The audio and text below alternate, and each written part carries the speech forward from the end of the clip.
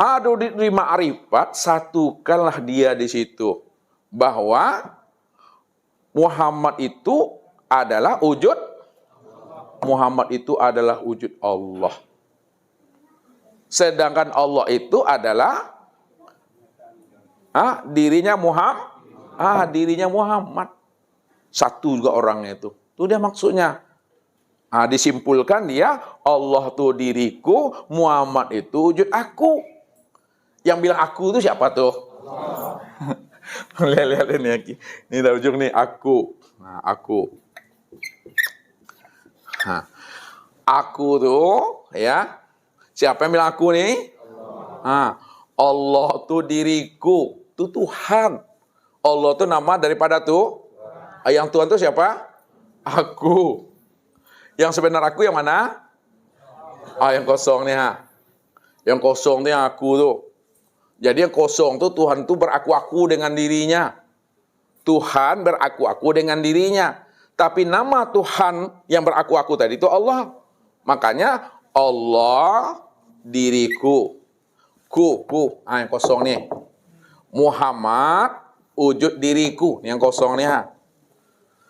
Adam rupaku yang kosong nih. Insan rahasiaku. Itu dia tuh. Kalau Bapak Ibu tolak itu, mati pada saat menolak dan mengingkarnya, matinya kafir itu. Wa may yartadid minkum an dinihi fayamut fa huwa kafir. Ulaika habitat a'maluhum fid dunya wal akhirah. Barang siapa yang murtad, bimbang dan ragu, tak yakin dia bahwa Allah itu yang wujud, tak yakin dia Allah itu yang nyata pada alam sempurna pada dirinya, ditolaknya itu, tak yakin dia. Fayamut, mati dalam keraguan itu, matinya kafir. Ulaika habitat a'maluhum, maka hancur binasalah seluruh amalnya itu. Itulah takicu di nantarang tuh Bapak Ibu. Jadi dia itulah makna kusuk Bapak Ibu. Bisa Bapak Ibu menyimpulkan itu? Enggak rabak, engkau nyampein itu mah. Pahami aja lagi itu. Nikmati di situ. Itu memahaminya. Jadi keempat ilmu ini mesti ada pada diri Bapak Ibu di dalam sholat. Ya, karena tidak ada di Bapak Ibu lagi, kita turunkan secara syariat. Siapa yang bersyariat, itu Allah doa. Kalau Allah yang bersyariat, nampak fi'il Allah itu pada tubuh. Lihat ini. Siapa yang berterikat, maka nampak asma Allah itu pada. Siapa yang berhakikat, maka nampaklah sifat Allah itu pada. Siapa yang bermakrifat, maka nampaklah rahasia Allah itu pada sir. Lihat. Dan sir, roh, hati itu, tubuh. Tubuh tempat memandang fi'il Allah. Hati memandang asma Allah. Roh, sir. Karena tubuh, hati, roh, dan sir ini tempat memandang fi'il, asma, sifat, dan zat Allah, maka disebutlah namanya wujudullah. Ini kesimpulan kajinya. Atau ainullah. Atau hakikatullah. Lihat. Itu dia, sempurna Bapak Ibu. Ketika itu, kala lisanahu. Keluh lidah Bapak Ibu, kata yang tiada terkatakan. Jangan disebut-sebut juga lagi itu. Ya, jangan disebut juga kalau sudah paham, kalau sudah jelas. Disebut juga, dijelaskan juga, makin tak jelas paham tadi lagi. Lain yang disebut, lain pula yang ditunjuk. Dikatakan papan tulis kok ditunjuknya. Telpleknya. Dikatakan kemeja disabui dan ditunjuk. Itu Jadi jangan ditunjuk-tunjuk, jangan disebut-sebut saja. Cukup apa? Diam dalam paham dalam keheningan, hening dalam sadar dalam patuhan. Tuh dia tuh. Jangan ngoci-ngoci juga. Jangan ngoci-ngoci sama Tuhan lah itu. Kalau ada paham, tinggal buktikan lagi Bapak Ibu, bentuk amalia lagi. Kalau kamu sudah kenal aku, buktikanlah bahwa kamu sudah kenal aku. Kalau kamu udah duduk pada maqam ma'rifat, buktikan bahwa kamu udah duduk maqam ma'rifat. Jangan tak balik pula, lah mengenal Allah, perintah Allah ditinggalkannya, larangan Allah dikakuknya. Ada gitu Bapak Ibu, Allah jadi Tuhan mah. Yang diperintahkan Allah tak mau dia ngerjakannya. Yang dilarang Allah, berjudi, berzina, dilakukannya. Itu yang disebut namanya hakikat fir'un itu mah. Itu. Jangan salah kaji. Orang yang sudah mengenal Allah hidupnya rahmatan lil alamin dan rahmatan fil alamin. Ya, buktikanlah ikhlas itu. Mana yang katakan ikhlas tuh? Hah? Ikhlas itu artinya murni.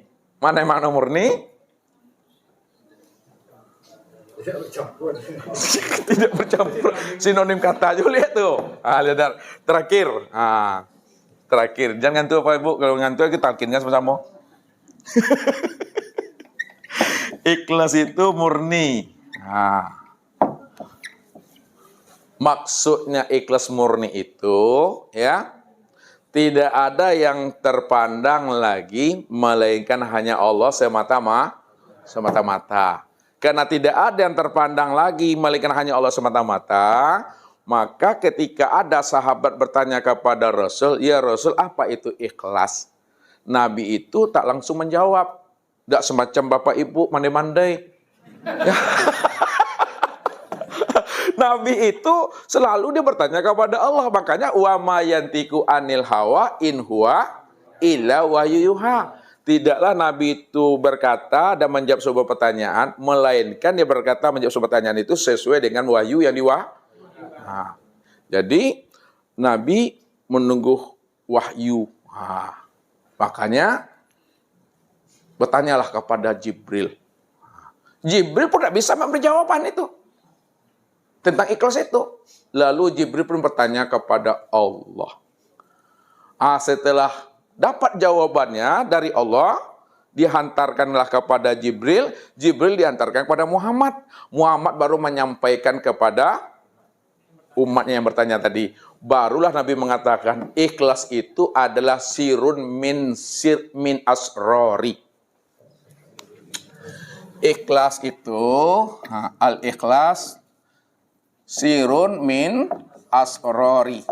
Ikhlas itu adalah rahasia dari rahasia-rahasiaku. Makanya ikhlas itu rahasia aku. Akulah yang ikhlas itu. Makanya dikatakan surat ikhlas. Surat ikhlas itu ada enggak bacanya ikhlas ibu-ibu? Coba baca ibu-ibu. Qul wallahu ahad. Allahu samad. Lam yalid, walam yulad, walam yakul. Ada lafaz ikhlas di situ? Tidak ada. Itulah maknanya ikhlas itu, memurnikan Allah, mengesahkan Allah. Memurnikan dan mengesahkan Allah itu maksudnya tidak ada terpandang yang lain melainkan hanya Dia semata-mata. Itu yang ikhlas itu. Ikhlas itu rahasia aku. Aku yang ikhlas itu. Allah itu yang sebenarnya. Artinya makna murni itu. Tak ada yang lain di situ. Hanya Allah di situ. Mungkin itu Bapak Ibu yang dimuliakan ya. Ada panik aku nih ya, mudah-mudahan dengan waktu yang terbatas ini Allah berikan Bapak Ibu kemudahan, kepahaman dalam memahami bagaimana kita menghantarkan sholat yang khusyuk itu secara syariat, tarekat, hakikat dan ma'rifat. Sehingga kita betul-betul sholat itu sudah menikmati bersama Allah itu. Sekarang kita lanjutkan dengan muzakarah. Billahi taufiq wal hidayah. Wassalamualaikum warahmatullahi wabarakatuh.